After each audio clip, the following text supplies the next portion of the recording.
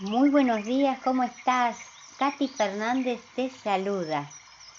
Me gusta saber que estás ahí acompañándome para juntos volver a abrir la palabra de nuestro Dios Creador. Te invito a que traigas tu Biblia y antes de orar quiero compartir contigo un versículo que se encuentra en Lucas capítulo 24, son dos versículos 30 y 31. Aconteció que estando sentado con ellos a la mesa, tomó el pan y lo bendijo, lo partió y les dio. Entonces le fueron abiertos los ojos y lo reconocieron. Oremos. Amado Padre Celestial, gracias porque quieres intimar con nosotros, quieres cenar con nosotros. Ayúdanos entonces a abrir la puerta de nuestro corazón para que entres y cenes con cada uno de nosotros en la intimidad de nuestro hogar. Unge nuestros ojos con colirio para que a través de este día podamos verte a nuestro lado, caminando. Y muéstranos los planes que tienes para cada uno de nosotros. Y danos las fuerzas, tus fuerzas, las fuerzas del Espíritu Santo para seguir por tus caminos siempre. Y gracias porque estás con todos nuestros queridos y con nosotros también. Y ahora, Señor, que tu Espíritu Santo sea quien nos enseñe. Gracias, Padre, en el nombre de Jesús. Amén. La lección de escuela sabática para esta semana, para el domingo 22 de julio, lleva por título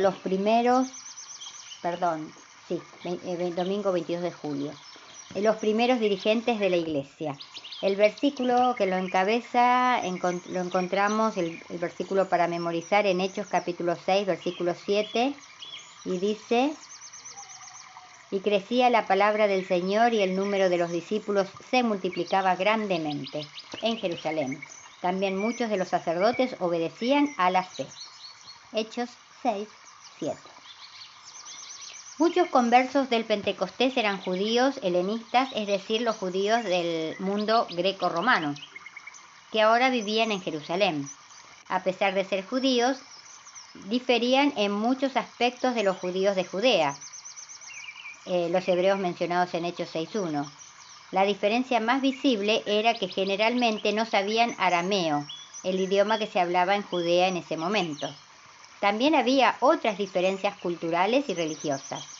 Por haber nacido en países extranjeros, no tenían raíces en las tradiciones judías de Judea, o al menos sus raíces no eran tan profundas como la de estos últimos. Probablemente no eran tan apegados a las ceremonias del templo ni a los aspectos de la ley mosaica que solo se aplicaban en el territorio de Israel. Además, por haber pasado la mayor parte de su vida en un ambiente greco-romano y por haber vivido en estrecho contacto con los gentiles, naturalmente estarían más dispuestos a comprender el carácter inclusivo de la fe cristiana. La elección de los 7. Te invito a que me acompañes en la lectura de Hechos capítulo 6, versículo 1, mientras pensamos cuál fue la queja de los creyentes helenistas. En aquellos días, como creciera el número de los discípulos, hubo murmuración de los griegos contra los hebreos, de que las viudas de aquellos eran desatendidas en la distribución diaria. El motivo de la queja fue un supuesto descuido de las viudas griegas en el reparto diario de socorros. Toda desigualdad habría sido contraria al espíritu del Evangelio, pero Satanás había logrado provocar recelos. Por lo tanto, era indispensable tomar medidas inmediatas que quitasen todo motivo de descontento, so pena de que el enemigo triunfara en sus esfuerzos y determinase una división entre los fieles. Esto está sacado del libro Hechos de los Apóstoles, página 72. La solución propuesta por los apóstoles era que se escogieran a 7 hombres para servir, diaconeo, a las mesas, mientras los apóstoles dedicaban tiempo a la oración y al ministerio de diaconía de la palabra. Hechos 6.4. Dado que diaconeo y diaconía pertenecen al mismo grupo de palabras, La única diferencia real es entre mesas, de Hechos 6.2, y la palabra de Hechos 6.4.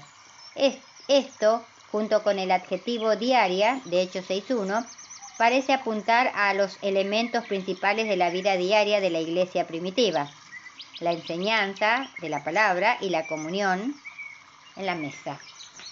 Esta última consistía en la comida comunitaria, la Santa Cena y las oraciones. Es decir, como depositarios autorizados de las enseñanzas de Jesús, los apóstoles se dedicarían principalmente a la enseñanza doctrinal de los creyentes y a la oración, mientras que los 7 se encargarían de las actividades de camaradería en las diferentes casas-iglesias. Sus deberes no se limitaban a los de los diáconos, según se entiende ese término en la actualidad. De hecho, fueron los primeros dirigentes eclesiásticos en el ámbito congregacional. Te invito ahora a que juntos leamos Hechos capítulo 6, versículo del 2 al 6, mientras pensamos cómo se eligió y se nombró a los 7 para el servicio religioso. Leamos Hechos capítulo 6, versículo del 2 al 6. Entonces los 12 convocaron a la multitud de los discípulos y dijeron: no es bueno que nosotros dejemos la palabra de Dios para servir a las mesas. Buscad pues, hermanos, de entre vosotros a 7 varones de buen testimonio, llenos del Espíritu Santo y de sabiduría, a quienes encarguemos de este trabajo, y nosotros persistiremos en la oración y en el ministerio de la palabra. Agradó la propuesta a toda la multitud y eligieron a Esteban, varón lleno de fe y del Espíritu Santo, a Felipe, a Prócoro, a Nicanor, a Timón, a Parmeas y a Nicolás, prosélito de Antioquía, a los cuales presentaron ante los apóstoles, quienes orando le impusieron las manos. Los candidatos debían distinguirse por sus cualidades morales, espirituales y prácticas. Debían tener una reputación honorable y estar llenos del Espíritu Santo y de sabiduría. Con la aprobación de la comunidad se seleccionó a los 7 y luego se los designó con oración e imposición de manos. El rito fue un reconocimiento público que se le concedió autoridad para trabajar como diáconos. Es muy fácil sembrar disensión en las filas, ¿verdad? ¿Qué podemos hacer para conservar la paz entre nosotros y concentrarnos en la misión? Ahora pasamos a la meditación de hoy, que lleva por título Los verdaderos adoradores. Mateo 4, capítulo 4, versículos 5 y 6 dice: entonces el diablo le llevó a la santa ciudad y le puso sobre el pináculo del templo y le dijo: si eres hijo de Dios, échate abajo, porque escrito está: a sus ángeles mandará cerca de ti y en sus manos te sostendrán, para que no tropiece con tu pie en piedra. Adoración sin obediencia, sin compromiso. Está de moda en la actualidad. Los templos están repletos de esa clase de adoradores que, al parecer, lo único que desean es que se le diga que están bien, sin importar cómo vivan. Satanás conoce muy bien lo que significa la verdadera adoración. Las 3 tentaciones que presentó a Jesús tenían como objetivo lograr que el Señor lo adorara. ¿De qué manera alcanzaría su meta mediante la segunda tentación?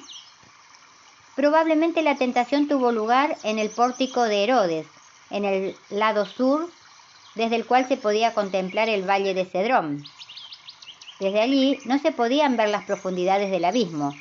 De esa altura le pidió Satanás a Cristo que saltara, citando parcialmente los versículos del Salmo 91, versículos 11 y 12. Dejando fuera de manera intencional la frase en todos tus caminos, es decir, en todos los justos caminos de Dios. Jesús confronta de nuevo la tentación de exhibir su poder, de hacer milagros aparte de la voluntad del Padre. Satanás le dice: ya que has decidido confiar en tu Padre, muestra al mundo cuánto confías en Él lanzándote del pináculo del templo. Jesús sabía que no había recibido ninguna orden de parte de su Padre para lanzarse desde el pináculo del templo. Hacerlo sería una presunción y por lo tanto sería pecado. Pero Jesús afirmó su decisión de no hacer ninguna cosa por su propio poder. Decidió adorar a Dios a través de la obediencia. Jesús comprendía con toda claridad el segundo principio de la verdadera adoración. A Dios se le adora con la obediencia.